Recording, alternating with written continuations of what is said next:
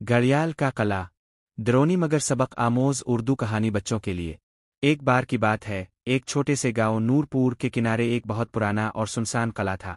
लोग इसे घड़ियाल का कला कहते थे, क्योंकि इस किले की सबसे ऊंची मीनार पर एक बहुत बड़ा घड़ियाल लगा हुआ था।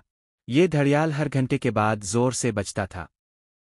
गांव के बुजुर्ग कहते थे कि ये घड़ियाल जादुई है और इसके बजने से किले के अंदर कुछ हरकत शुरू हो जाती है। कुछ लोगों ने रात के वक्त किले में रोशनियों को झपकते हुए देखा था और अजीब आवाजें भी सुनी थीं। कोई कहता किले में आसेब है तो कोई कहता वहाँ खजाना छुपा हुआ है। कहानी की हीरोइन मरियम। मरियम एक बहादुर और ज़हीन बच्ची थी। इसे मुहिम जोई और मुहिम्मा हल करने का शौक था।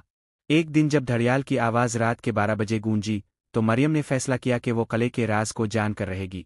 वो अपने छोटे भाई अली और दोस्त अहमद के साथ टार्च, नक्शा और एक नोटबुक लेकर किले की तरफ रवाना हुई। किले का अंदरूनी मंजर। जैसे ही वो किले के अंदर दाखिल हुए, सर्द हुआ का ए उनका आया। हर तरफ जाले, धूल और पुरानी चीजें थीं। लेकिन सबसे अजीब बात यह थी कि घड़ियाल का पिंडवलिम खुद बखुद हल रहा था, हालांकि घड़ी का कोई निज़ाम नजर नहीं आ रहा था। मरियम ने एक दीवार पर अजीब नक्श ओ निगार देखे।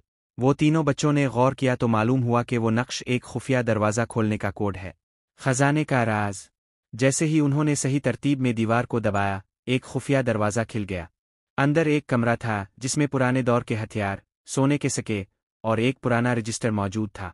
रजिस्टर में लिखा था, ये खजाना इस वक्त तक महफूज रहेगा जब तक कोई सच्चे दिल और बहादुर नियत से यहाँ आए। अचानक पीछे से घड़ियाल की आवाज़ गूंजी, लेकिन इस बार वो आवाज़ खौफनाक नहीं बल्कि खुशगवार लग रही थी। किले की दीवारों पर जिमी धूल झड़ने लगी, जैसे वो किला दोबारा जिंदा हो गया हो। 스포츠 금메달. मरियम और इसके दोस्तों ने ये राज गांव वालों को बताया। सब हैरान रह गए। अब वो किला डरावना नहीं रहा बल्कि तारीखी यादगार बन गया और वहाँ छोटा सा म्यूजियम भी बना दिया गया। कहानी का सबक। डर हमेशा हकीकत नहीं होता, अक्सर इसके पीछे कोई राज छुपा होता है।